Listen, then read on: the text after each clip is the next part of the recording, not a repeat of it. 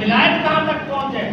سب سے بڑی ولایت اگر آپ اللہ حاصل کرنا چاہتے ہیں, اللہ کے نزدیک آپ سب سے بڑا ولی بننا چاہتے ہیں, تو آپ کو حضور پاک صلی اللہ علیہ وسلم کی سنت اختیار کرنی ہے.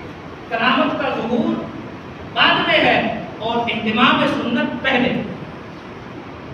کرامت کا نمبر بعد, کرامت ظاہر ہو یا نہ ہو ضروری نہیں ہے. کوئی پیر صاحب اپنی کرامت ظاہر کرے. عام طور پر جو اصل پیر ہیں, جو دین کے مطابق عمل کرنے والے جو پیر ہیں, وہ جان بوجھ کر کرامت ظاہر نہیں کرتے. جان بوجھ کر کرامت ظاہر نہیں کرتے لوگوں کو دکھانے کے لیے, بلکہ ان سے کرامت ظاہر ہو جاتی ہے. جب اللہ تعالیٰ چاہتے ہیں کہ ان سے کرامت ظاہر ہو تو اللہ تعالیٰ ان سے کرامت ظاہر کروا دے. لیکن یہ ضروری نہیں ہے, یہ ضروری نہیں ہے. اصل ضروری کیا ہے؟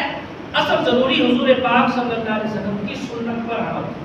اور آدمی کی دینداری کا پتہ اس وقت چلتا ہے جب اس کے اوپر کوئی خوشی کا موقع آئے, جب اس کے اوپر کوئی غمی کا موقع آئے. اب پتہ چلے گا کہ آدمی دیندار ہے یا نہیں. اس لیے ہمیں ان چیزوں کا اہتمام کرنا چاہیے, اپنے اندر دینداری پیدا کرنی چاہیے. دینداری کے اندر ہم آئیں, حضور پاک صلی اللہ علیہ وسلم کی سنت پر عمل کی طریقے سے آئیں, آپ علیہ السلام کی ہر سنت پر عمل کریں.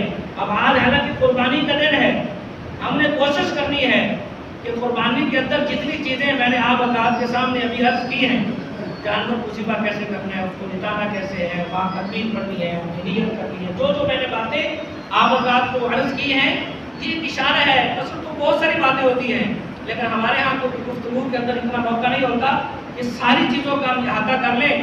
اس لیے جتنی باتیں سامنے آئی ہیں, یا وہ باتیں جو آپ کو پہلے سے معلوم ہیں, ان ساری باتوں کو ذہن میں رکھ کر قربانی کا عمل کریں, تاکہ قربانی ہماری 100% حضور پاک صلی اللہ علیہ وسلم کی سنت کے مطابق. جب ہم سنت کے مطابق عمل کریں گے, سنت کے مطابق اپنے آپ کو چلائیں گے, سر کی چوٹی سے لے کر پاؤں کی اڑی تک ہمارا ایک ایک عمل اس سنت کے مطابق ہونا چاہیے. انشاءاللہ تعالیٰ اس سنت کی برکت کیا ہوگی؟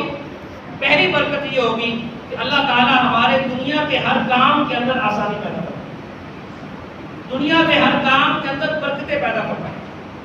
جو دکاندار اپنی دکان پہ بیٹھے گا, اپنا سامان فروخت کرے گا اور اس کے ساتھ ساتھ اس سنت کا اہتمام کرے گا, اللہ تعالیٰ اس کے کاروبار میں برکتیں اور رحمتیں نصیب فرمائے.